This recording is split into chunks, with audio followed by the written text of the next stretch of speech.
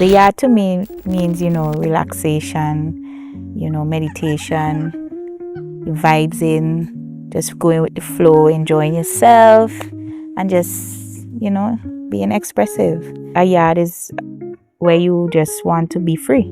I love that idea of freedom when it comes to being in the yard, because that is something I think that as Caribbean folks, we experience a lot more freedom than folks in sometimes in the diaspora and other places. So I love that. So welcome to Artsy From Yard, the space where we dig into the creative soil of the Caribbean and its vibrant diaspora. I'm your host, Shay, and I'm thrilled to have you with us today, Joy. Thank you. Welcome to the yard. Thank you so much. So, let's start at the very beginning. What sparked that initial artistic or creative flame in you? Do you think it was something that you were born with? Did it kind of creep up on you?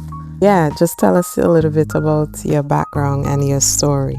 Well, I somewhat believe I was born with it in a way, because ever since growing up, I've always been drawn to things that are, creative, things that have art, things that I could use my hands, making craft.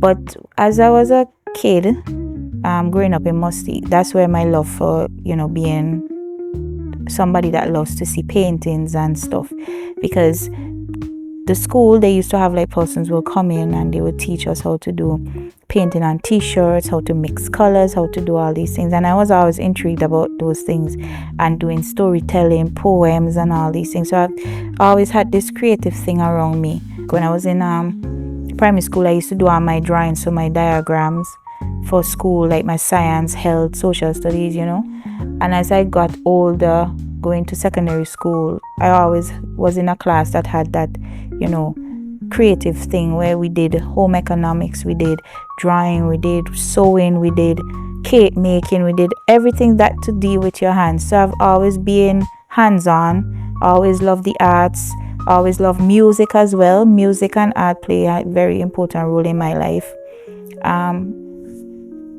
But my dream was to always be a person who dealt with culinary arts, because I had loved the kitchen. But after leaving secondary school and going into college, I went and I did electronics, but that wasn't my calling. And then I was home a while, not doing anything, and I said to my mom, "Ma, I feel like I want to go back to school." And I went back and they were offering the arts program where they were doing an associate degree in it. And then as I go to the classes, I couldn't draw like the way that I am doing now. I had to do my own sketches. I had to go out in nature a lot, get inspirations from things that are around us. And there were times I wanted to quit because it was quite challenging for me, because it was something new to me. And then my instructor advised me, no, don't do that.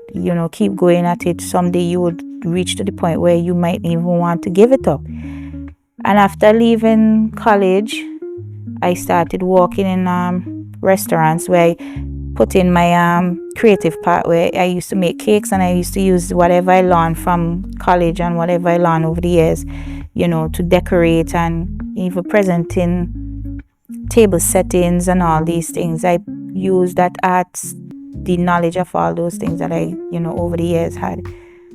And I've been, I was working with one of my really good friend, Leandra. Over the years, we were doing murals, so I more draw to that now. So I consider myself as a muralist now. Mm-hmm. So that's mostly where my field is right now, where I do more paintings on walls. So that's just how the arts. And to me, when I'm painting, it's just it's my happy home. It's my space. It's I tend to be who I want to be there. Nobody to judge me. No one to tell me that, what I'm doing is wrong, because that's how I see myself, a person who's free-spirited. I just love adventure. I like going outdoors. I just like being a happy heart. That's just me. I love that. I love this sort of journey that you went through, right? Because it was a little bit of natural ability, right? And then over the years, kind of testing to see like different formats, different creative expressions, and then that like natural ability coupled with this kind of experimental approach to the art that then met education, and that kind of finalized what you wanted to do from all of those different experiences, which I think speaks to the fact that like the becoming an artist and being a creative is really a journey, and it's informed by our life, right? And bringing that back to just the fact that this podcast is really focused on the Caribbean diaspora, specifically with your artwork. You said you're a muralist. How does your Caribbean heritage kind of play into your ethos, who you are as an artist? Well, based on like most of the time is like the color scheming of when we're doing the work, or sometimes we tend to do things that are based more around our heritage. Things like, for instance, the naturalness of St. Vincent. We use certain colors to represent that. We use, our history of what went on back then. We even use things that, will draw persons more to it, like more healing stuff in the paintings and stuff. Well, I recently worked on one where we dealt with the hospitals.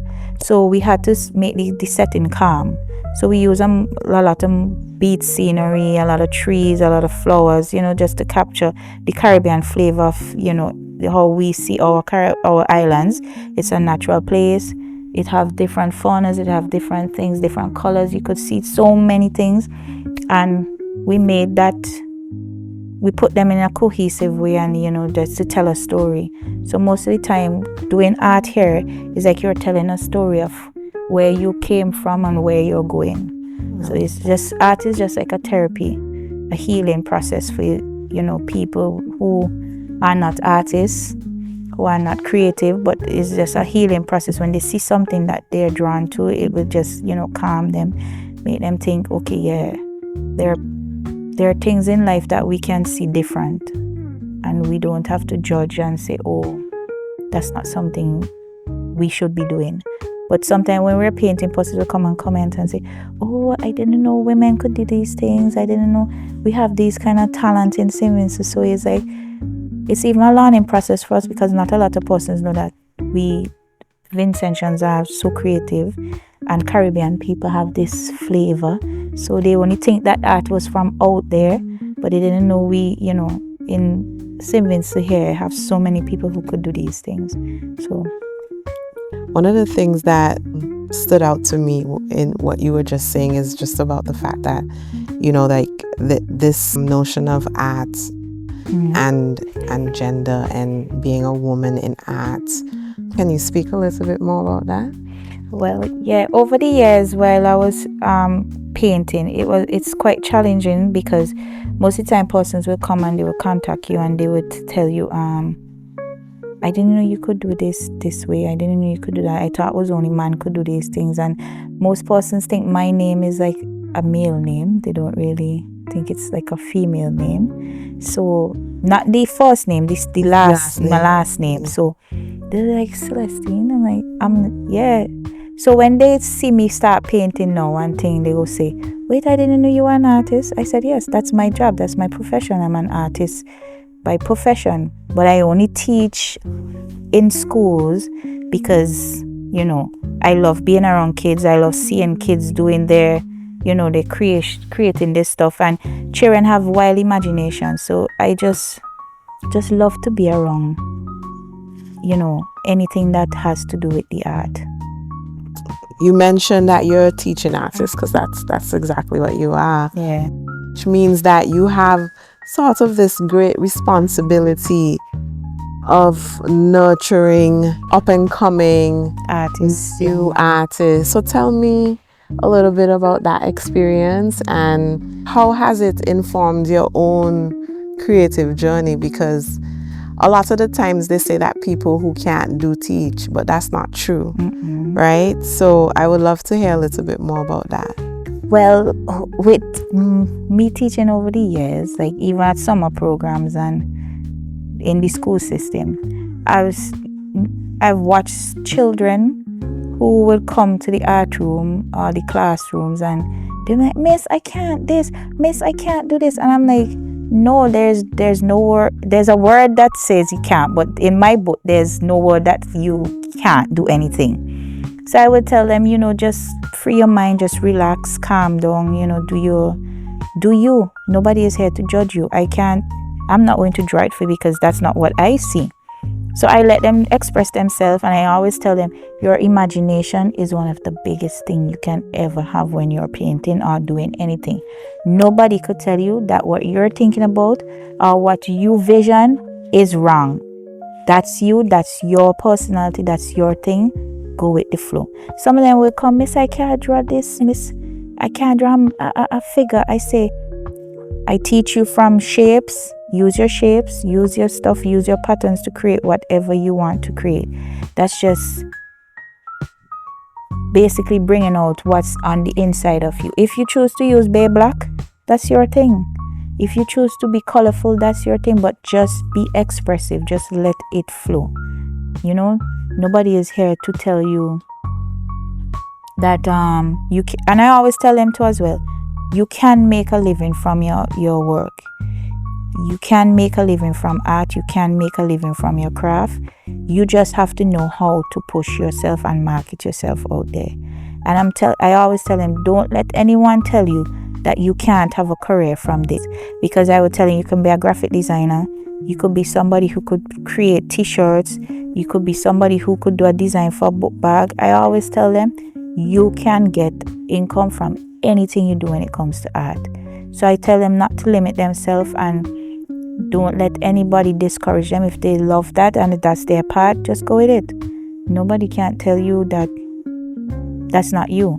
So, just motivate them. I keep motivating them, and I always tell them I do make a living from it. And it's the best thing that I have chosen in my entire life as being an artist, because at the end of the day, I know it's something of an importance and that we need more of it here, and I won't discourage anyone from doing what they want. So we talk about you as a teacher, now you as a student. Are there any art teachers that you have that you look up to or have gained inspiration from? Well, I would always say Miss Rudette, and also these days now, my other art friend that I work with, she would always push me to the level like, okay, Joy, I know you could do it, but you just be, laid back and stuff. And over the years, she's taught me different techniques as to how to do things, and I go with that, and I tend to, get better at what I'm doing. Like in the beginning, I couldn't have painted a portrait. Like, I couldn't paint people's faces. I didn't like the realistic painting of faces. So I started my own technique where I would use multiple colors and I would make the paintings colorful.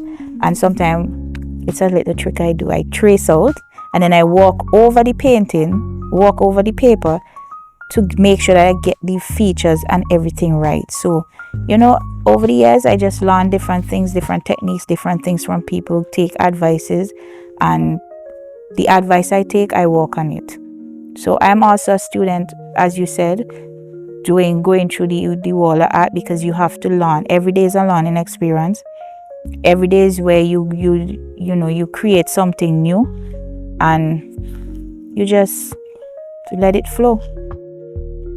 I love that. And I love the fact that you connect as a artist, you're always still a student. Yeah, right? Still learning, because I may say that I'm good at this, and then, when I do put it on paper, it's a totally different thing.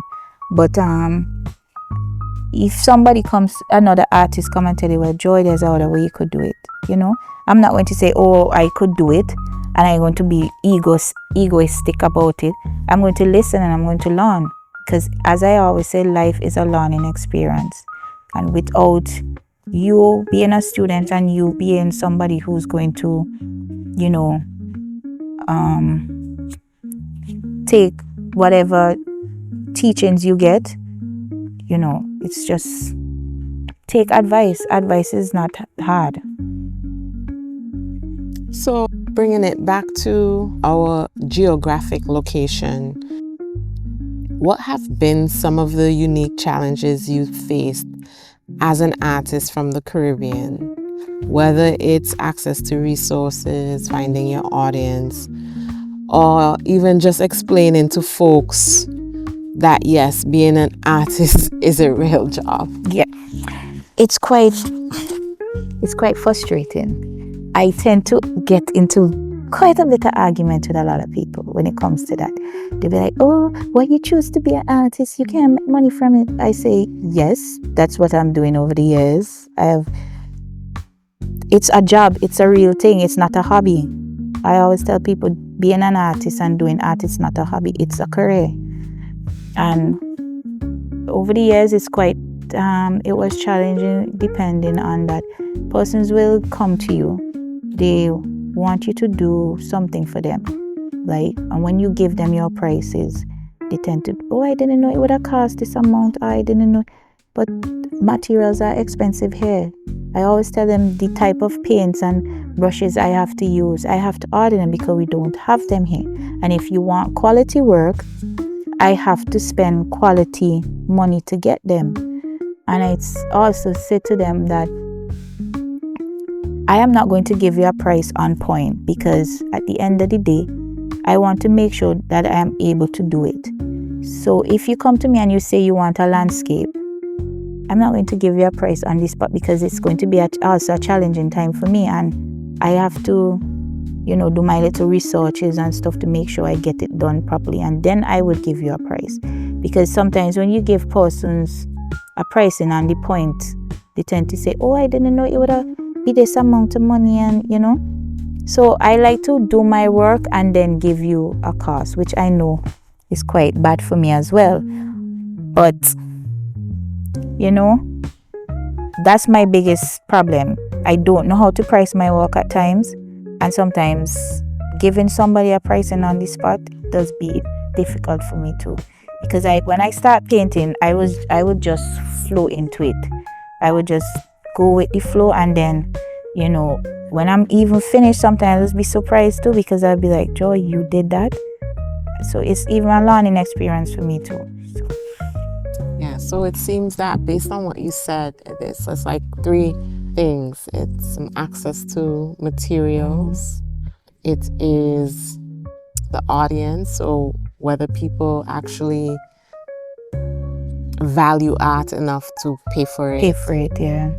And then it seems also to be just around like your own pricing strategy and what value you put into it too, which I think is common for most artists. It's not a unique challenge, right? But it might be a little bit more unique here just because of our economy, our context and where we're coming from. So that's pretty interesting. So Artsy From Yard is all about really showcasing and platforming folks from the Caribbean diaspora and the Caribbean in general. So Artsy From Yard is all about creating a platform and a connection point, right? To your vision for the futures of the arts in the Caribbean and for artists of the diaspora, what kind of support or community do you think is vital?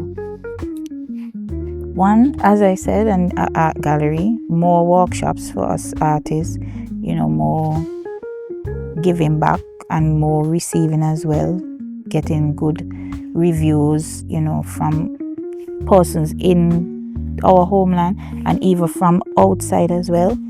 And for me, my vision is to just, make the arts known more, like promote it more, get more artists on board to work together hand in hand, because right now here we tend to be, segregated. We're not so more togetherness, and that's the breakdown too, because if some persons who, have an idea, they want to keep it to themselves, they're not going to want to share it, which is quite, yes, I know everybody wants to do their own thing, but in order for us to be known as a place where, community, we have to have more community-based stuff when it comes to the art.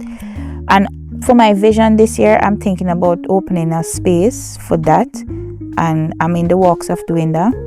And I just hope other persons who are artistic will, want to be and come and be more, trustworthy and loyal when it comes to that as well, and not just come to gain something for themselves and then when it goes south, everybody just, depart. I just want it to be more harmony, be more loving to each other when it comes to the arts, and share different ideas, have more more programs, more things to do, and get the children them more involved, because why so many things is happening here in our homeland, because children don't have that safe haven to go anywhere to express themselves, and I just want something like that to happen, and I'm in the works of doing that. So well, you gotta be sure to invite us. I will to the opening, and I think what you said about like having a creative outlet is important, especially for youths. There's studies that are done that show that once you engage youths in art, in these different things, that it, crime rates, all of those things go down. And so I think, like not only as a profession, but also as like maybe like a public health response to crime and stuff like that. So, I mean, there's a lot of possibilities for art. So that being said, 2 more things, right? Any parting words? Any parting words? To say, to end it off? Yeah, I just, be who you are, focus on what you want, accomplish your things at your timing. If your timing is now or your timing is further down, don't let anybody stop you from doing it. Over the years, I have had that challenge where sometimes people tell me, Joy, why you think you should be an artist? I say, because I know that's my calling. That's what I was placed here to do. And art is just everything about me. I'm always a colorful person, and teaching in this primary school taught me a lot, because I sat down and I observed some of my students, and there are kids who will come in there who they just want this safe place to be, and they will come and they will visit you every day, or sometimes they'll compliment me and say, Miss, you're very colorful today. So I just love to put myself out there as a a free spirit person, colorful, exciting, and that's just. And another thing, if the world didn't have art, it would have just been and that was said by Pablo Picasso. So yeah, I just love the arts, that's all. I breathe it, eat it, smell it.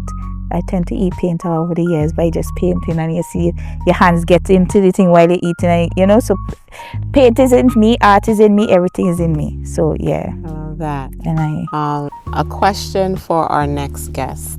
If you had to ask our next guest on this show a question, what would it be?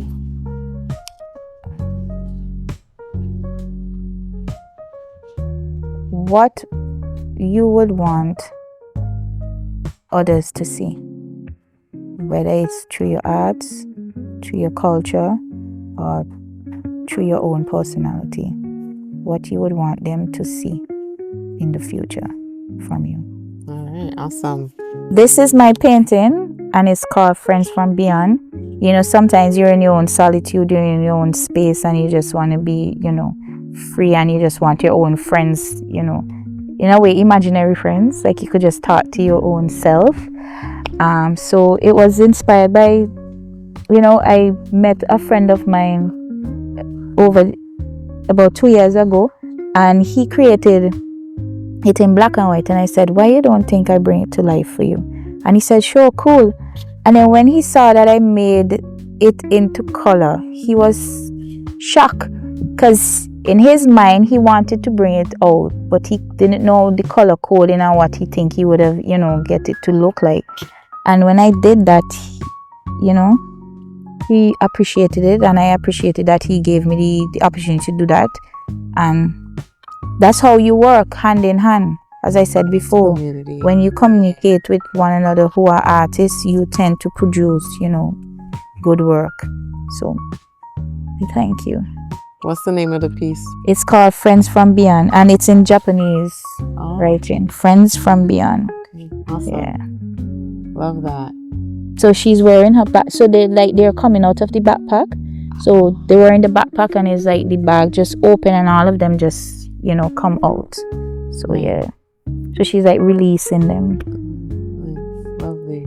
Got a little anime vibe too. Yeah. Yeah. And I wanted it to, draw more kids to it as well, because I tend to do more like nature-based stuff and, more nudity stuff as well. That's also a feel that I want to go into doing, to open up the minds of, Vincent, that nudity is not just about sexual stuff. It's just a way of you expressing your inner self through color.